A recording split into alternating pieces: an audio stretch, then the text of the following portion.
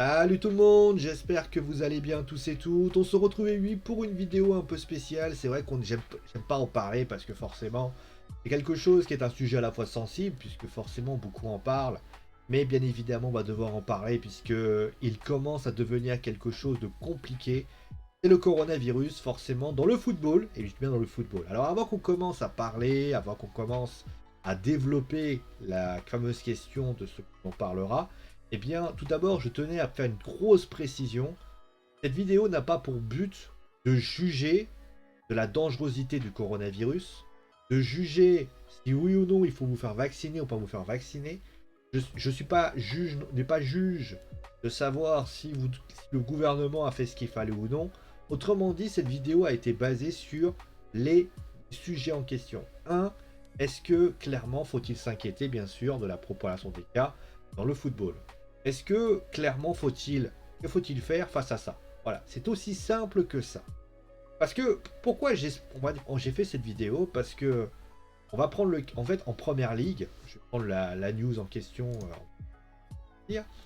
La première ligue aujourd'hui est frappée parce que vous le savez, aux États-Unis, enfin en Angleterre, la situation en Angleterre commence à devenir quelque peu chaotique. Clairement, on va revenir simplement déjà par rapport à Tottenham. En fait, Tottenham déjà a été frappé par le coronavirus la semaine dernière, notamment c'est pour ça d'ailleurs qu'ils n'ont pas fait le match de Première Ligue du week-end dernier, mais également, je crois que c'est pas le week-end dernier, bon, je sais plus, et également le match de Rennes, où ils ont été contraints de devoir tout simplement y aller, mais ça commence à se faire de clusters de plus en plus. Le cas par exemple de Leicester en est le parfait exemple, il y a des clusters à Leicester. Le match entre Aston Villa et Brighton, il y a eu des cas positifs, et notamment le match, alors il y a un match qui vient d'être reporté d'ailleurs, je l'ai vu à l'instant, et vous le trouvez. D'ailleurs, c'est pas dit qu'on fasse pas. La foot zone change là demain. Parce qu'il n'est pas dit qu'il y ait des matchs de première. Des matchs. Mais je crois qu'il y a eu un changement. Je vais vous le trouver. Ah, je le trouve. Écoutez, c'est pas grave. On va le retrouver, vous inquiétez pas. Attendez. Ça. Il y a notamment un match de Manchester United. Alors, voilà, c'est le match de Brentford qui a été annulé forcément. Et a priori, ce serait lié également à des cas de coronavirus pour ainsi dire. Donc, ça commence à faire beaucoup, ça commence à devenir quelque peu compliqué par rapport à ça. Donc, comme je le disais, il y a Brentford, donc, il y a de plus en plus de cas en Angleterre. Maintenant, la question qu'il va falloir se poser, c'est déjà, on va prendre le cas de l'Angleterre, mais on va le différencier du côté des 5 championnats européens. Alors, pourquoi je prends le cas de ces 5 championnats? Parce que forcément, ils auront une influence. Et la question qu'il va falloir se poser, c'est que faut-il faire? Voilà, clairement, que faut-il faire? Est-ce qu'il faut arrêter? Est-ce qu'il faut mettre du huis clos? Qu'est-ce qu'il faut faire concrètement? Et je vais essayer de développer mes idées de manière à être le plus clair possible. Alors, au niveau justement de ce qui se passe, pour l'instant, les 4 autres championnats ne sont pas impactés. Il n'y a pas de cas de coronavirus qui n'ait pas encore été impacté dans les autres championnats. Mais on n'est pas à l'abri que ça arrive. On sait que le variant Omicron commence à devenir très puissant en Angleterre. Et si vous le savez, en Angleterre, en général, c'est souvent le premier pays à être touché. Et juste après, c'est les autres pays européens qui sont touchés. On a vu ça avec le variant Delta, avec le variant Beta, et bien sûr, le variant. Alors, le variant Alpha était particulier. Lui, il avait été touché, on va dire, plus dans la globalité. Mais concrètement, il y a souvent une grosse descente qui se crée par rapport à ça. Donc, pour ainsi dire, on va commencer déjà par l'éventualité, on va prendre le cas le plus extrême et on va descendre de plus en plus. Pour le cas concrètement de l'interruption finalement de la saison, les clubs voyant des cas de Covid sortir de partout, est-ce qu'ils pourraient littéralement décider de dire bon, pour en tout cas la fin de saison annuelle concrètement, eh bien on décide d'arrêter les matchs. Voilà, tout simplement, il n'y a plus de matchs, on reporte toutes les rencontres par rapport à ça, et concrètement, voilà. Alors, dans le cas de cette possibilité, déjà, ça impacterait peu les 4 autres championnats européens. C'est-à-dire que pour l'Angleterre, alors j'ai fait le calcul, pour l'Allemagne, il n'y a plus qu'un match. Donc, ce serait un match d'ailleurs du 17 décembre. Donc, ça veut dire que là, ils font ce match-là et après, c'était fini. Donc, clairement, il n'y a pas de problème par rapport à ça. La France, eux, ont 2 matchs. Un match de Coupe de France qui aura lieu ce week-end et un match de Ligue 1 qui aura lieu notamment au milieu de semaine prochaine. L'Italie, c'est pareil. Et les Espagnols, je crois qu'ils ont également 2 matchs. Donc, et je crois qu'ils finissent, eux, en fin de semaine. À corriger, mais en tout cas, eux, ils ont 2 matchs également. Donc, pour ce qui s'agit de l'Italie et de l'Espagne et de la France, c'est que un match de coupe et un match de Ligue 1, enfin de championnat, pour ainsi dire. Donc là, la question qu'il faut se poser, c'est est-ce une bonne idée? Bah, pour ces championnats-là, oui. Dire, pour les championnats, moi je trouverais pas ça déconnant. Faire 2 matchs, on peut considérer même que ces 2 matchs, voilà, on les positionnerait aux alentours du mois de janvier. C'est ce qu'on avait fait notamment, je crois, pour la Coupe de France. Souvenez-vous de la Coupe de France qui avait eu lieu l'année dernière. On avait fait un espèce, alors ça avait été dégueulasse, mais suite au coronavirus, on avait été contraint d'enlever les matchs de Coupe de France. Alors, on peut imaginer tout simplement prendre le match de Coupe de France, de le reporter au mois de janvier, et le match de championnat, bah, à la limite, si tu veux pas, c'est-à-dire, tu as 2 possibilités. Tu prends le match de Coupe de France et le multiplex de Ligue 1 et tu le reportes la semaine, soit au mois de janvier ou soit au mois de février. C'est une possibilité. Après, ça impacterait simplement un match, c'est Lyon-Marseille, parce que Lyon-Marseille pourrait poser problème. Deuxième possibilité, tu reportes le match de Coupe de France et concrètement, tu mets le multiplex ce week-end. Comme ça, tu finis la saison le 17 et comme ça, t'en parles plus. Pareil, mais a priori, ça pourrait être une idée.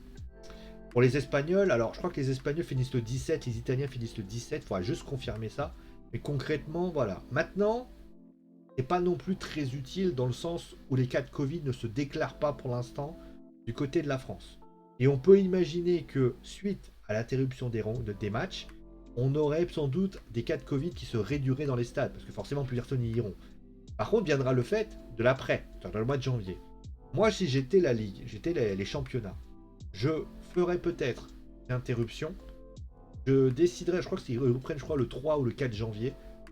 Je ferai sans doute, j'arrêterai, je proporterai peut-être à une semaine, littéralement, où je dirais voilà, bah écoutez, cas de Covid, etc.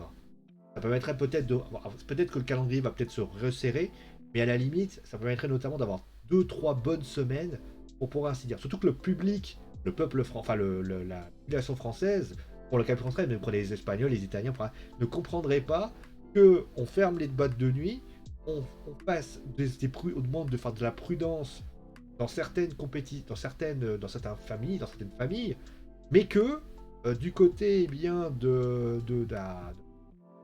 côté bien des stades de foot, ils sont continus, il y a pas de jauge, etc. On verra bien sûr sur les jauges après, vous inquiétez pas.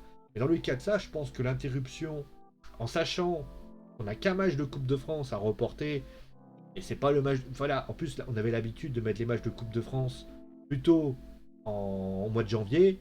C'est pas dégueulasse de le faire. Voilà. Donc, ce serait la première possibilité. Par contre, bien évidemment, ça pose un gros problème. C'est bien évidemment la première ligue. Voilà. Celui qui serait le perdant dans l'histoire serait tout simplement la première ligue. Parce que la première ligue aujourd'hui, elle a un Boxing Day. Donc, ils jouent. Alors, je vais vous donner les dates comme ça va être assez rapide. Je prends le calendrier de Manchester United, ne vous inquiétez pas, vous prenez n'importe quel calendrier, vous avez compris. En fait, ils jouent. Donc là, ils ont reporté le match contre Brentford. Ça veut dire qu'ils ont un match en retard déjà. Mais il y aura le match du 18, le match du 27, le match du 30 et le match du 3. Donc ça veut dire que vous avez 4 matchs. Je ne sais pas si vous voyez avec la photo, mais bon, bref. Voilà. Vous avez 4 matchs et vous est proposé 4 matchs. Et le problème des 4 matchs, c'est que concrètement, il te dit que à Brighton, parce qu'il y a des cas de Covid à Brighton, est-ce qu'il va pas y avoir des problèmes à Brighton avec des cas de Covid? Est-ce que Newcastle va pas être impacté aussi? Donc aujourd'hui, la question mérite d'être posée. Est-ce que concrètement, on n'est pas en train littéralement d'alimenter le cluster encore plus? Et donc le gouvernement anglais pourrait très bien décider d'arrêter. Mais là, ça serait littéralement ruiner le Boxing Day. Là, c'est clairement un choix. Moi, je serais. Alors, c'est la vérité, le calendrier anglais est tellement monstrueux. Par exemple, vous voyez, je vois le calendrier britannique du côté du mois de janvier. t'as le 3, le 10, le 15, le 22. C'est le calendrier de Manchester United que j'ai choisi. Et on pourrait, voilà, on a notamment le 8, le 12, le 19, le 23, le 26. À la limite, prends le match, les 4 matchs que tu as là, elle est en milieu de semaine. Alors je sais que vous allez me dire, ouais, mais milieu de semaine, c'est chaud, etc. Oui, sauf que là, clairement, on est dans une situation où peut-être le report serait pas une mauvaise idée en soi. En tout cas, la situation étant tellement chaotique, c'est ridicule de continuer, sachant qu'il y a des reports de matchs possibles. Maintenant, on va prendre une deuxième possibilité. On va prendre maintenant la deuxième possibilité. Ce serait tout simplement la jauge. Le retour de la jauge, alors pour ceux qui ne savent pas ce que je veux dire, c'est tout simplement le retour finalement d'une décision qui dirait par exemple, voilà, vous avez 50% des stades qui pourraient être donnés. Le pass sanitaire est déjà obligatoire, donc ça ne changerait rien. Euh, Moi, je suis pas contre l'idée, mais au final, je pense que 50%, ça ne serait pas non plus une bonne idée. Il y a un cluster qui se crée en France. Parce que, qu'est-ce qui se passe aujourd'hui? On va dire, si je mets en histoire de jauge, oui, sauf que ça ne règle pas le problème des joueurs. C'est-à-dire que, on va dire d'un point de vue là, clairement, ça bloque. Mais concrètement, s'il y a un problème de joueurs, on ne pourra pas jouer. Donc, concrètement, ce qu'il faudra faire, c'est peut-être faire un protocole, voilà, les boulots y passer, un protocole vis-à-vis justement du public. Mais être une jauge, oui, mais surtout un point très important, SPCR, voilà, on va vraiment bloquer le. Et pour ce qui s'agit du public, faire justement une jauge, peut-être ça peut être une bonne idée. Voilà, une jauge par rapport à ça. Ça tient justement à ma troisième solution, c'est le fameux huis clos. Alors le huis clos, je suis plutôt. Alors j'aime pas les huis clos, hein, clairement, je suis pas vraiment très fan. Mais je serais plus, on va dire, d'accord avec la jauge, à condition bien évidemment que les joueurs ne soient pas impactés, dans le sens qu'il n'y a pas de cluster. Mais concrètement, l'histoire de la jauge me conviendrait plus. Après, la question, c'est, voilà, c'est là que justement la jauge me déplaît. Comment tu justifies si tu as des abonnés? Les abonnés, les mecs, ils ont payé pour un an. Est-ce que tu vas. Et comment tu justifies à tes abonnés, donc ceux que tu as payés, ceux qui ont payé, qu'ils iront. Ils n'ont pas le droit de regarder les matchs? Prenez le stade par exemple de Clermont. Les mecs, je sais pas, il y a 20, je sais pas combien de personnes, 15 000 personnes. Les abonnés, je sais pas, ils sont peut-être à 7 000, 8 000, 9 000. Il y a une jauge à 5 000. Comment tu justifies que les 4 000 ne viennent pas? Vous voyez ce que je veux dire? C'est quand même une usine à gaz assez forte, hein. Après, pour ce qui s'agit. Alors certes, après tu peux justifier ça d'une autre façon, des remboursements, etc. Maintenant, pour ce qui s'agit de la possibilité de mettre un huis clos, là clairement tu bloques tout le monde.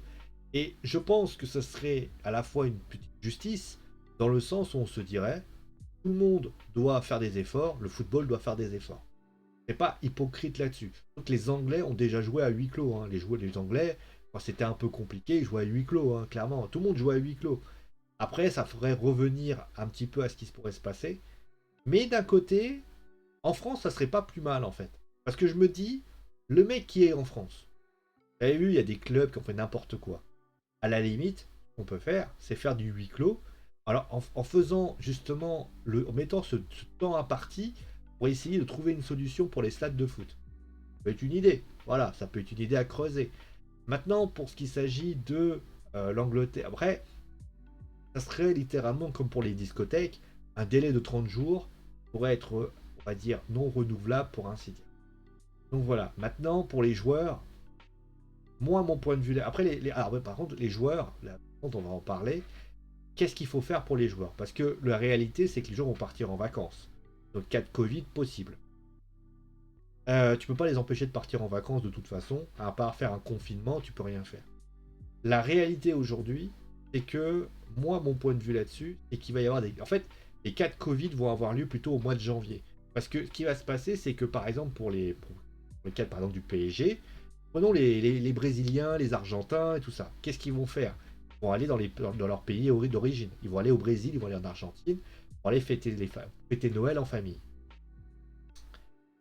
Par exemple, pour le cas d'Idrissa Gana Gueye, qui vous dit qu'il va pas retourner au Sénégal. Alors, je sais pas s'il peut y retourner, Achraf Hakimi peut-être ira du côté du Maroc. Enfin bref, ils vont tous aller réveillonner chez leurs proches ou peut-être. Voilà. La question qu'il faut se poser, c'est qu'est-ce qui va se passer quand ils vont revenir? Et là, je me dis, ah, il n'y a pas pensé. Imaginez au PSG, ils font un retour, ils ont 10 cas Covid. Donc, là, la réalité, ça va être très simple. Moi, mon point de vue là-dessus, il va être très clair. Je pense qu'il faut demander aux joueurs, alors c'est pas facile, qu'il y ait peut-être soit une bulle sanitaire. Parce que pourquoi les joueurs n'ont pas été impactés? En Angleterre, c'est un peu folklorique. Hein. Et si vous regardez bien en France, ça n'a jamais vraiment impacté parce qu'en France, on a une culture qui fait que tu bouges pas beaucoup. Mais le cas, par exemple, de l'Angleterre en est le parfait exemple. Tu peux balader. Maintenant, la question, c'est ça. Donc, moi, mon point de vue là-dessus, ça serait plutôt de faire en sorte qu'il y ait peut-être une restriction des clubs qui leur diraient voilà, bah écoutez les gars, à cause du Covid, allez pas faire la feuve partout, quoi. Moi, je vois que ça. En tout cas, moi, je pense que pour l'idée du report de match, moi, franchement, je vote pour. Je mettrais notamment aux joueurs déjà de calmer le jeu, de faire une préparation. Quitte à aussi peut-être aussi voilà, faire le match de championnat, match de Coupe de France qui reviendra plus tard. Ça permettra notamment de faire souffler. Après voilà, mais en tout cas mon point de vue là-dessus va être très clair. On ne peut pas continuer dans cette situation-là. Si ça empire, on risque de voir malheureusement des choses qu'on a déjà vues s'aggraver. Voilà.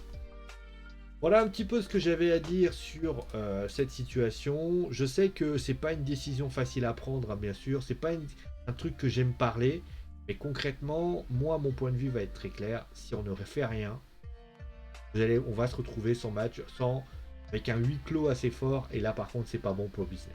Allez, prenez soin de vous, amusez-vous bien. Et ciao les amis.